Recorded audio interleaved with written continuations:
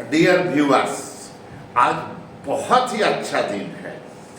10 साल बाद आज मैंने खोज के निकाला ही है चैतन्य वर्मा। ये 2014-2015 में इन्होंने 12 किया है ना, 11 में पढ़ते थे। और ये अभी ये कॉर्पोरेट लॉयर हैं एक एमएनसी के साथ, जो क्लैट करके ये गए हैं पटियाला। उच्चारण भी मेरा सही नहीं हो रहा है। तो ये क्लैट करके उनका मतलब इन्होंने क्लैट क्वालिफाई किया और तब ये गए और ये अभी काफ़ी अच्छे जगह पे हैं।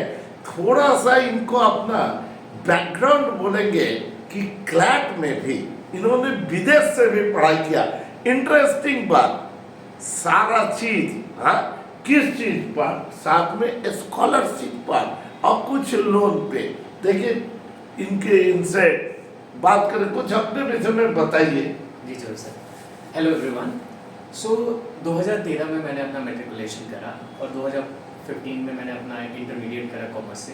सर से मैं 2013 से लेकर 2015 तक जुड़ा रहा। सो 2015 में जब मैंने इंटरमीडिएट कर लिया, उसके बाद जब मैंने करियर एक्सप्लोर करा तो मेरे साथ में काफ़ी करियर ऑप्शन थे, जिसमें मैंने क्लैट को चुना। 2015 से लेकर 2016 तक मैंने मूलतः सिर्फ क्लैट की तैयारी करी, मेरा पूरा फोकस उसी पे था। 2016 में जब मैंने क्लैट करा तो मेरा ऑल इंडिया रैंक 646 आया, जो काउंसलिंग के थ्रू मुझे national law university Patiala Punjab मिला। वहाँ पे मैंने 5 साल का ग्रेजुएशन किया, जो एक इंटीग्रेटेड कोर्स होता है। मेरे कोर्स का नाम था BA LLB। वहाँ पे मेरा जो एजुकेशन था वो टोटली बैंक से फंडेड था। इसका मतलब ये है कि मुझे उसको रीपे करना था। बट हर एक नेशनल लॉ यूनिवर्सिटी में ये रूल होता है कि द वाइस चांसलर 2 बच्चों को स्कॉलरशिप दे सकता है। वो स्कॉलरशिप आपके ओवरऑल परफॉर्मेंस पे दिया जाता है। इसका मतलब ये नहीं कि सिर्फ आपके ग्रेड्स अच्छे होने चाहिए, बल्कि आप ग्रेड्स के साथ यानी पढ़ाई के साथ और क्या क्या एक्स्ट्रा करिकुलर एक्टिविटीज़ कर रहे हैं उस पर भी डिपेंड करता है। फॉर्चुनेटली मैंने 5 साल तक मैं वाइस चांसलर लिस्ट में रहा और मैंने 2 गोल्ड मेडल्स के साथ ग्रेजुएट हुआ।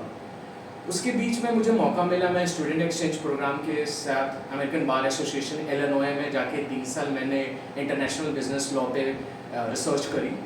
फिर मैंने अपना ग्रेजुएशन कंप्लीट किया। उसके बाद मैंने diploma in international business law किया, जो मैंने किंग्स कॉलेज लंदन से किया। उसके बाद मैंने इंडिया के Tier 1 लॉ फर्म्स जैसे कि ट्राइलीगल और शार्दुल अमरचंद के साथ काम करा। जैसे सर ने बताया, मैं कभी venture capital firm guild capital के साथ कार्यरत हूँ और मैं बेसिकली उनको हर कॉर्पोरेट लीगल मैटर्स पे एडवाइस करता हूँ। वाह, क्या चमकदार कैरियर है।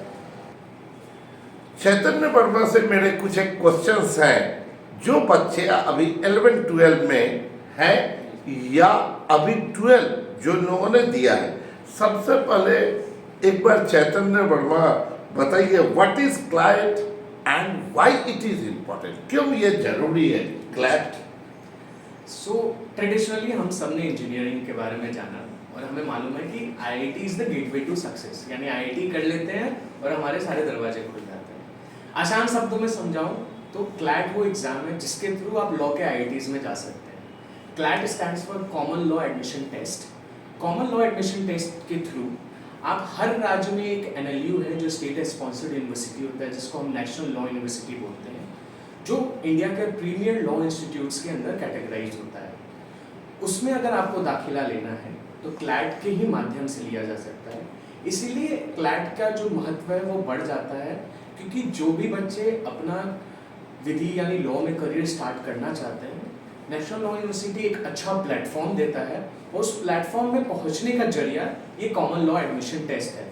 इसलिए इसका महत्व है कि हर प्रीमियर इंस्टीट्यूट जहाँ पे आपको हर जगह से लोग मिलेंगे, प्रीमियम फैकल्टीज मिलेंगी, अच्छे क्राउड मिलेंगे जहाँ से आप बहुत कुछ सीख सकते हैं, जो आपके करियर को बिल्डअप कर सकते हैं, और उसका जो गेटवे है वो है क्लैट, जिसके थ्रू हम नेशनल लॉ यूनिवर्सिटीज जाते हैं। क्लैट का पैटर्न के विषय में कुछ बताइए जो बिगनर्स। बिल्कुल सर। सो क्लैट का जो पैटर्न है वो काफ़ी इवॉल्व होता रहा। जब मैंने 2016 में दिया था क्लैट, उस समय 120 मिनट में हमें 200 क्वेश्चन करने होते थे। 2019 में 120 मिनट में 150 क्वेश्चन करने होते हैं। जो करंट पैटर्न है, लोगों को 120 मिनट में बस 120 क्वेश्चन करने होते हैं। हर क्वेश्चन के लिए 1 मार्क मिलते हैं, हर गलत क्वेश्चन करने के लिए 0.25 मार्क्स कटते हैं। Negative mark. जी सर।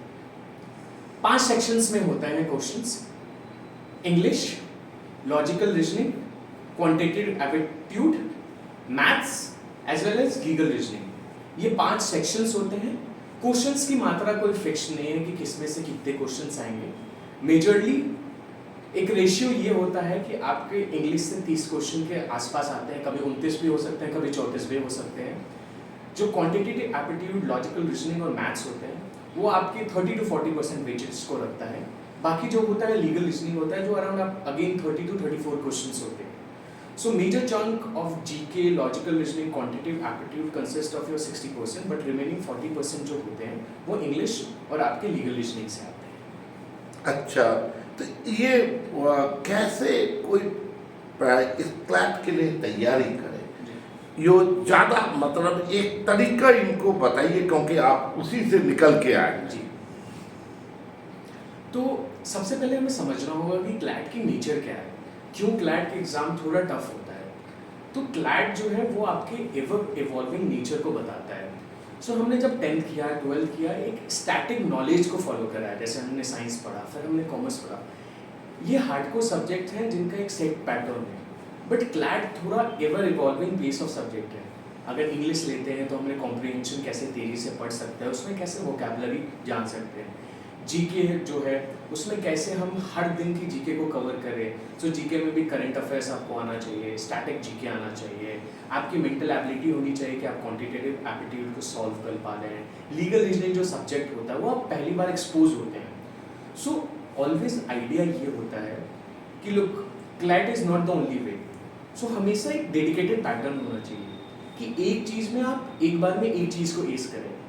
आई रिकमेंड कि अगर आप 12th कर रहे हैं और अगर आपको लग रहा है कि ये काफ़ी ओवरवेलमिंग है क्योंकि अभी लीगल रीजनिंग तुरंत पढ़ना है, साथ में आपको अपने 12th की करियर को देखना है जहाँ पे आपको ग्रेड स्कोर करने हैं। 12th मार्क्स इज सिग्निफिकेंट, सबके लिए बहुत महत्वपूर्ण होता है क्योंकि उसमें और भी करियर प्रोस्पेक्ट्स हमारे लिए ओपन रहते हैं साथ में क्लैट के साथ। तो मेरा रिकमेंडेशन होता है कि हम 12th के बाद अगर ड्रॉप ले सकते हैं, सबके लिए संभव नहीं होता है लेकिन जिनके लिए संभव है अगर वो ले सकते हैं और उसके साथ सब कुछ पढ़ सकते हैं तो।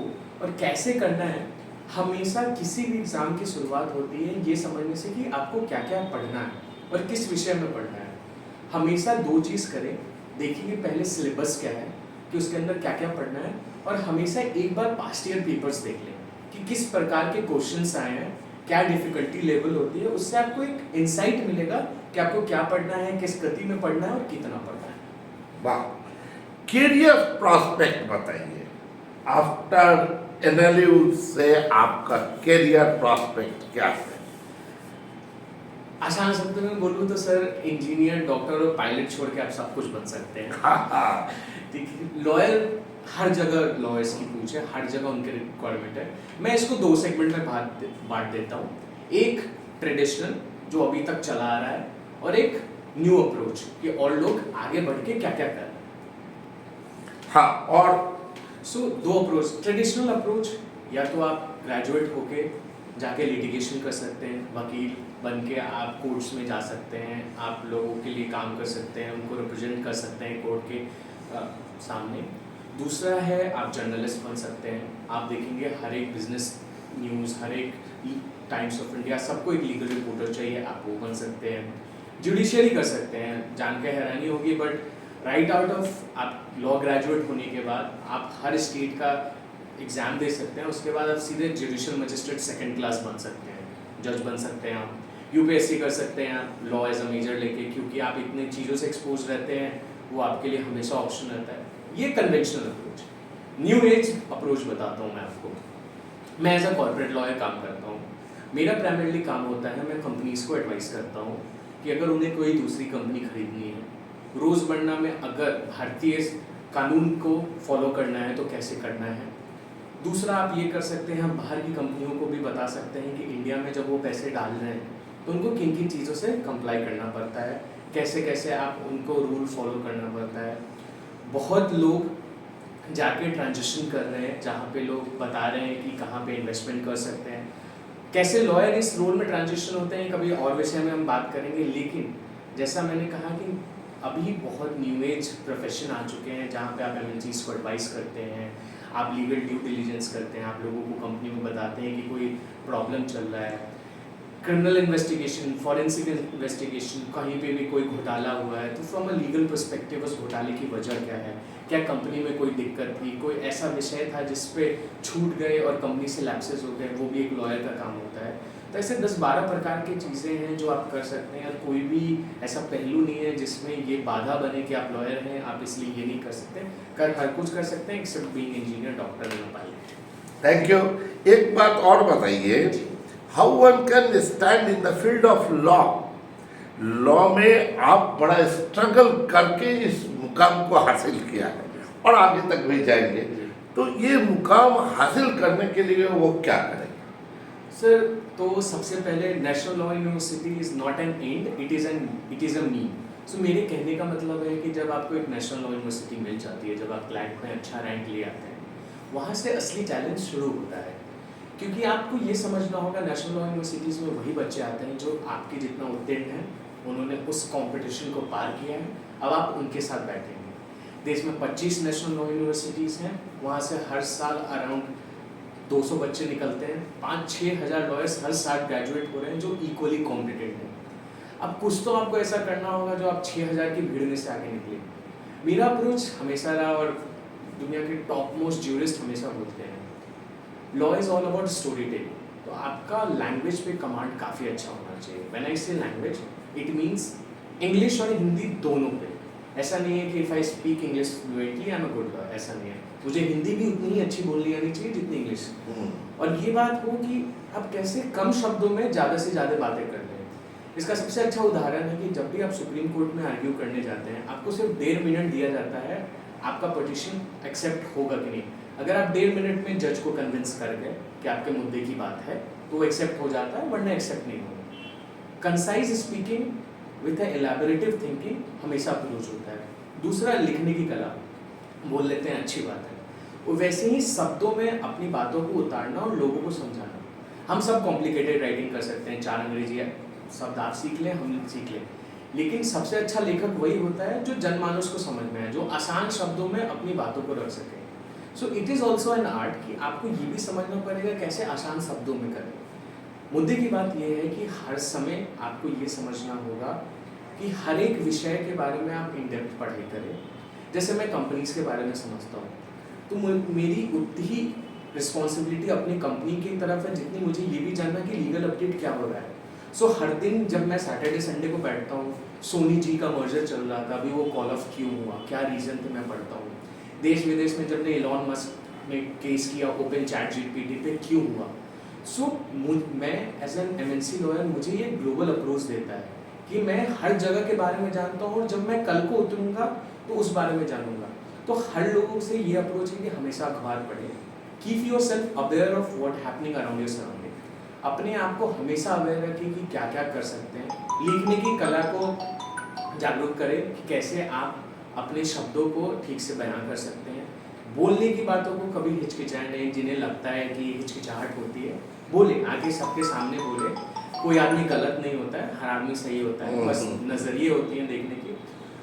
बट ये हो कि हर कम से कम दिन में 1 घंटा ऐसे जरूर निकले कि आप अपने आप को इंट्रोस्पेक्ट कर रहे हैं कि कहाँ आपको काम करने की जरूरत है। सबसे ताकतवर आदमी वही होता है जो अपनी कमजोरियाँ जानता है। आप भी करेंगे, हो जाएगा। और लास्ट में जरूर हम लोग शायद उम्मीद करेंगे जो जूनियर्स है उनको आपकी सहायता की जरूरत पड़ सकती है, और निश्चित रूप से आप मोस्ट वेलकम। आपके कमेंट्स जो आएंगे, ये वर्क फ्रॉम होम अभी हैं, तो ये जितने दिनों तक है ये यूएस वीज़ा की वेट में है, तो ये कहीं भी रहे।